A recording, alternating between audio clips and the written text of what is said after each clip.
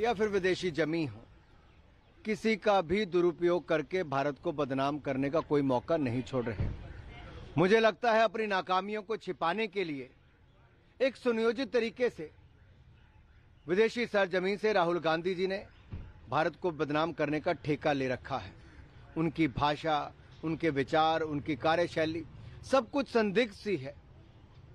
और अगर ये पहला समय नहीं, ये बार बार राहुल जी ने किया है।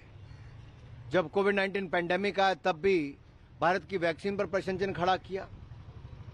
कहीं से अतिक्रमण हुआ तो जाके राहुल गांधी जी ने भारत की सेना की ऊपर प्रश्नचिन्ह खड़ा कर दिया और जाकर चीन के अधिकारियों के साथ जाकर बैठ गए। हमारे सेना के जवान शहीद हो गए तो कहते हैं कार बम में कुछ लोग मर गए। ये सोच राहुल गांधी जी की भारतीय सेना के प्रति है? कभी हमारे सैनिकों को बदनाम करने के लिए कहते हैं कि उनको थप्पड़ पड़े, क्या क्या कहते हैं। और इतना कमजोर कांग्रेस पार्टी हो सकती है, भारत नहीं है, क्यों अमेरिका को हस्तक्षेप करने के लिए कहें।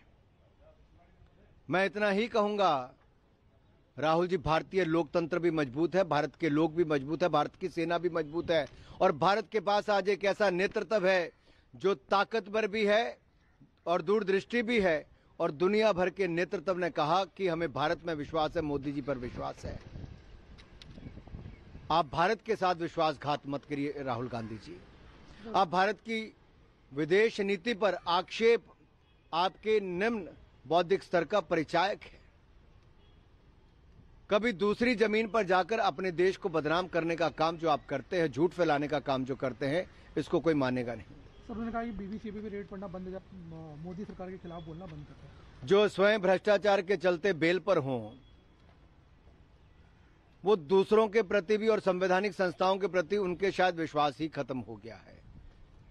और ये शायद इस पार्टी में पहले भी रहा, जब यहां के मुद्दों को यूनाइटेड नेशन में ले जाना और अब भारत के लिए दूसरे देशों को हस्तक्षेप करने के लिए कहना, ये गुलामी की सोच से शायद बाहर नहीं आ पाए।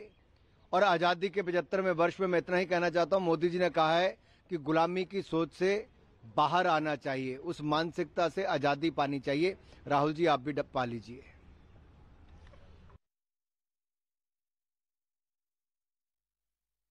तो विदेशी जमीन पर जिस तरीके से, क्योंकि देखिए राहुल गांधी कैम्ब्रिज यूनिवर्सिटी गए और उनकी तरफ से कई बातों का जिक्र किया गया, जिसके बाद से अब लगातार प्रतिक्रियाओं का दौर शुरू हो गया। अनुराग ठाकुर को आप सुन रहे थे, उनकी तरफ से साफ तौर पर कहा जा रहा है कि राहुल गांधी विदेशी जमीन पर भारत को बदनाम करने की कोशिश कर रहे हैं, उनकी छवि को खराब करने की कोशिश कर रहे हैं, भारत की छवि को धूमिल करने की कोशिश कर रहे हैं।